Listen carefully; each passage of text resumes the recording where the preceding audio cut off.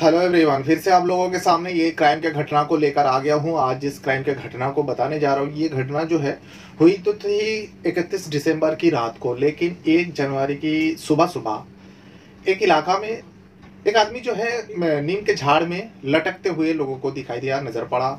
और वो काफी दूर में था। जो लटक रहा था उसके बारे में पहचान जब हुआ तो पता चला ये व्यक्ति तो 500 मीटर दूरी पे रहता है। पुलिस ने पता किया, तब जाकर पता चला। लेकिन उससे पहले यहाँ पे जिस व्यक्ति गायब हुआ था, यानी जो पेड़ पे लटक रहा था, उसके परिवार भी उसे ढूंढ रहा था। जिस गांव का था उस गांव में एक लड़की भी गायब थी, लेकिन उस लड़की को जब ढूंढा जाता है, लड़की अपने घर का पिछवाड़े में पड़ी मिली और लड़की भी मरी हुई थी। अब जब लड़की भी मरी हुई है, फिर उसके बाद पहले से सबको पता था लड़की किसी से प्यार करती थी, तो शक उन्हीं के ऊपर गया। जो हो सकता है उसी ने मार दिया होगा। लेकिन वो लड़का तो गायब था। फिर पता चला वो लड़का जो है उस गांव से 500 मीटर दूरी पे एक नीम का झाड़ पे लटके हुए मिले। वहां पे भी हंगामा मच रहा था, पुलिस आई हुई थी। और इस गांव में भी जहां पर लड़की रहा करती थी, उस गांव का नाम है बीघा राजपुरा गांव। बीघा राजपुरा गांव में भी हंगामा मच रहा है, यहाँ पे भी पुलिस आई है। अब एक ही पुलिस आती है। पुलिस थाने का नाम है ललितपुरा। और इसी ललितपुरा में एक ही दिन में दो ऐसा घटना हुआ। दोनों एक ही गांव का रहने वाला था, लड़का और लड़की। तो जब पूछताछ हुआ तो पता चला हाँ, लड़का लड़की एक दूसरे से प्यार करते थे और इसके बारे में सारे लोगों को पता था। पंचायत भी बैठी थी। पूरा घटना आप सुनने के बाद आपके होश उड़ जाएंगे। आपको इतना बताते चलूँ, जब ये घटना का अंजाम दिया जिसने भी मारा था इन दोनों को, पहले तो सबको बताया गया जो खुदकुशी किया, लेकिन ये खुदकुशी नहीं था, बल्कि इसको मारा गया क्योंकि एक गलती की वजह से पूरा घटना सामने आया। नहीं तो सारे लोग मान के चल रहा था जो वाकई इन दोनों ने सुसाइड जैसा काम को अपनाया होगा। लेकिन ये सच नहीं था, बस दिखाने की कोशिश किया। लेकिन जो हत्यारा है, आरोपी है, उसके एक चूक की वजह से ये पूरा घटना सामने आ गया। तो आज इसी घटना के बारे में बताने जा रहा हूँ। जैसे कि मैं बताया, उत्तर प्रदेश का ललितपुर इलाका है। ललितपुर थाने के अंदर एक गांव लगता है बीघा राजपुरा गांव। और इसी बीघा राजपुरा गांव में 1 जनवरी की सुबह सुबह एक लड़का जो है उसी गांव बीघा राजपुरा गांव से 500 मीटर दूरी पे नीम के झाड़ पे लटके हुए मिले। और जैसे लटके हुए मिले तो इस इलाका में हंगामा मच गया। फौरन पुलिस भी आती है। पुलिस आने के बाद बॉडी को चेक करता है, नीचे उतारा जाता है। तो सारे लोगों का कहना है जो इसने सुसाइड कर लिया। लेकिन सुसाइड कैसे कर सकता है? उस व्यक्ति का हाथ जो है पीछे, सर्दी का मौसम है और गांव की बात है तो ज़्यादा ही ठंडी रहता है। और वो जो लटक रहा था उस वक्त उस लड़के का पीछे हाथ बंधा हुआ था, वो भी मफलर से बंधा हुआ था। नाम है उगल मिथुन कुशवाहा। अब मिथुन कुशवाहा जो है 23 साल का लड़का होता है। जब मिथुन के बारे में वहां पर पता चला, नीम के झाड़ में लटक रहा, हंगामा मचा। इतने में उसी बीघा राजपुरा गांव में एक लड़की भी गायब थी, जिस लड़की से मिथुन कुशवाहा प्यार करता था। अब उस लड़की का नाम है कामिनी साहू, जो 19 साल का होता है। अब कामिनी साहू कहाँ है, ढूंढा जा रहा है। तब कामिनी साहू के बारे में जब ढूंढते ढूंढते कामिनी साहू अपने ही घर के पिछवाड़े में पड़ा हुआ मिला। वो भी मृत, यानी उसका भी मौत हो गया था। अब इसे देख के लग रहा था, पुलिस वहां पे भी आता है, उसी ललितपुरा का पुलिस।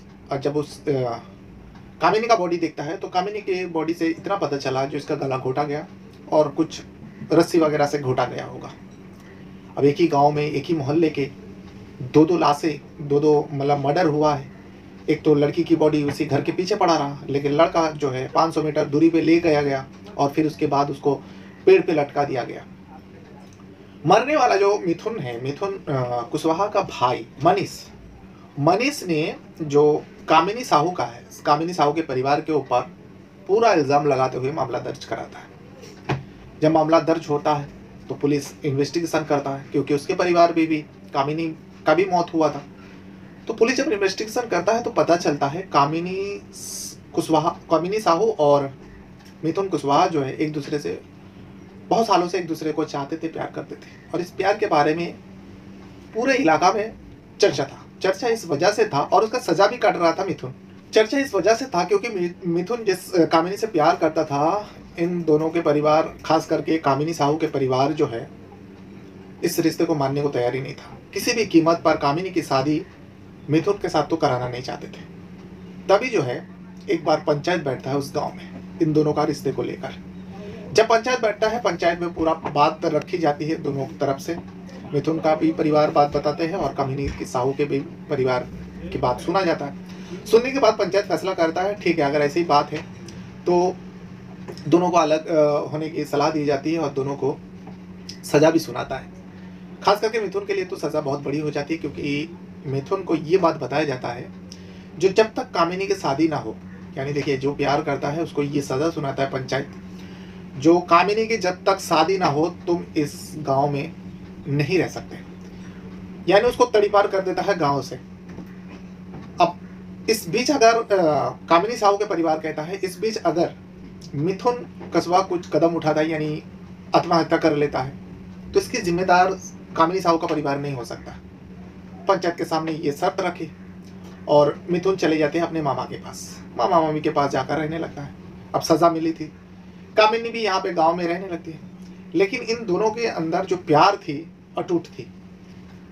भले ही दोनों को समाज ने, पंचायत ने अलग कर दिया, परिवारों ने अलग कर दिया, लेकिन एक दूसरे के बिना रह ही नहीं पा रहे थे। दोनों अक्सर मिला करते थे, चुप चुपा के मिला करते थे, और ये चुपा के मिलना कामिनी साहू के परिवार को पता थी।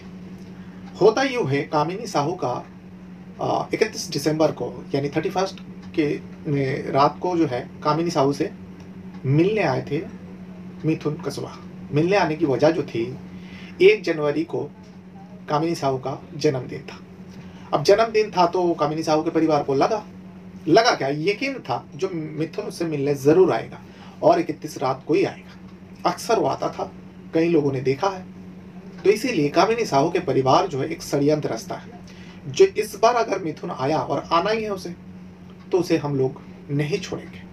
जबकि उसको पंचायत ने सजा सुनाया, वो कैसे आ सकता है, तड़ीपार है तो कैसे आ सकता है। इस वजह से कामिनी साहू के परिवार जो है कामिनी साहू के सामने एक षड्यंत्र रचता है और कामिनी के ऊपर नजर रखा था, ताकि कामिनी जो है इस बात को मिथुन को ना बता पाए।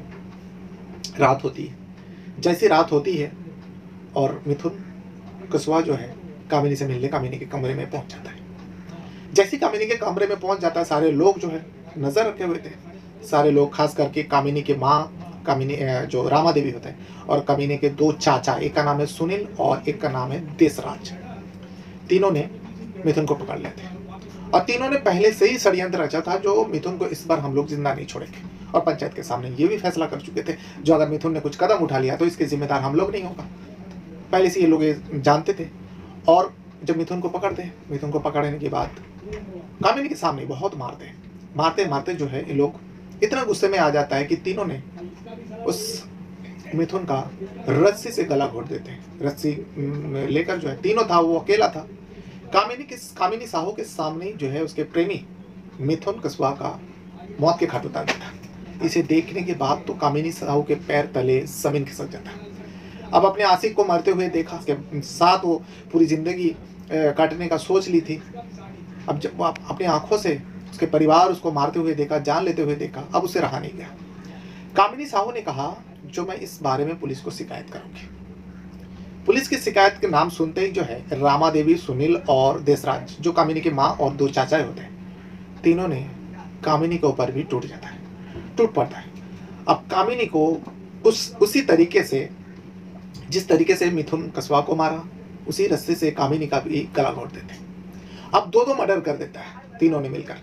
अब 2 मर्डर करने के बाद यहाँ पर देखिए, बड़ी इत्मीनान के साथ तीनों बैठते हैं, और बैठने के बाद अब ये षड्यंत्र रचता है, इस डबल मर्डर से तो बचना है हम लोगों को, एक साजिश दिखाना है। और सारे गांव को पता है, जो पंचायत को भी पता है, जो ये दोनों एक दूसरे से प्यार करते हैं, हम दोनों मिलने नहीं देना, अलग कर दिया, और गांव वाले ने खुद इसे गांव से बाहर कर दिया, तड़ीपार कर दिया। अगर ये कुछ कर लेता है तो हमारे ऊपर इल्ज़ाम नहीं आएगा। तो षड्यंत्र के तहत तीनों सोचने लगे। फिर तीनों को ख्याल आया और उस प्लान को अंजाम दिया। ख्याल क्या आया, अभी थोड़ी देर में आपको बताने वाला हूँ। जब पुलिस इन्वेस्टिगेशन हुआ तब वो सच्चाई सामने आया। मिथुन कस्बा को ले जाता है 500 मीटर दूरी पे एक बाइक पे, दोनों चाचा सुनील और देसराज। मिथुन को बीच में रखते हैं और एक चाचा गाड़ी चलाता है, जो कामिनी का चाचा होता है, और दूसरा चाचा देसराज उसको पकड़कर लेकर 500 मीटर घर से दूर पे जाते हैं। और जाने के बाद एक नीम के झाड़ पे मिथुन को लटका देते हैं। लेकिन जब मिथुन को मारा गया, मिथुन के गले में मफलर था, उसी मफलर से उसका हाथ बांधा हुआ था।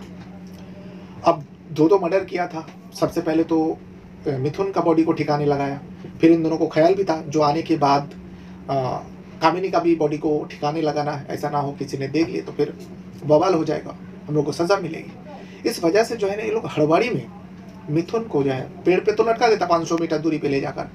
सर्दी का मौसम था, किसी ने नहीं देखा। घर वापस आ जाता है। घर वापस आने के बाद अब कामिनी की बॉडी को जो है उसी के घर के पीछे फेंक देता है। अब खेती बाड़ी जैसा था, थोड़ा झाड़ वगैरह था, वहाँ फेंक देता है। तीनों इत्मीनान के साथ घर पर रहता है। सुबह होती है, सुबह होते होते हंगामा मच जाता है। जो मिथुन ने खुदकुशी कर लिया, गले में रस्सी डालकर सुसाइड कर लिया, यानी फांसी लगा लिया नीम के झाड़ में 500 मीटर दूरी पे। पुलिस आती है ललितपुर का, सारे लोग बता रहा था जो उसने खुदकुशी किया, लेकिन ये खुदकुशी नहीं था। पुलिस को एक झटके में ही पता चला, क्योंकि इसलिए पता चला इन तीनों ने जो है हड़बड़ी में, खास करके दोनों चाचा सुनील और देशराज ने, जब मिथुन को पेड़ पे लटकाया, उसका हाथ जो बंधा हुआ था मफलर से, वो हाथ बंधा ही रह गया था। वो खोलने में लोग भूल गए थे। अब जो व्यक्ति फांसी लगाएगा, सुसाइड करेगा, अगर उसका पीछे से हाथ बांधा होगा तो वो पेड़ पे कैसे चढ़ा, फांसी कैसे लगाया, तो ये साफ साफ पुलिस के लिए एकदम क्लियर था। तो सुसाइड नहीं था, बल्कि उसको मारा गया। फिर पूरा मिथुन के बारे में खंगाला, गांव वाले से पूछताछ किया, तो ये सारी सच्चाई सामने आया। जो वहाँ के एसपी है मुश्ताक खान, मोहम्मद मुश्ताक खान, पूरा केस का इन्वेस्टिगेशन कर रहे थे, और करते करते 5 दिनों के अंदर पूरा खुलासा करते हुए मंडे को, सोमवार को इस केस का पूरा खुलासा होता है। कल आर्टिकल के जरिए बाहर आता है। ये मैं जिस आर्टिकल को पढ़ा, ये अमर उजाला में छापी थी। अमर उजाला के रिपोर्ट के अनुसार जब पुलिस को लगा जो इसको मारकर यहाँ पे लटकाया गया, तो गांव वाले से पूछा, गांव वाले ने पूरा मिथुन का कहानी बताया। इसी गांव में जो कामिनी है उसका भी बॉडी मिला घर के बाहर।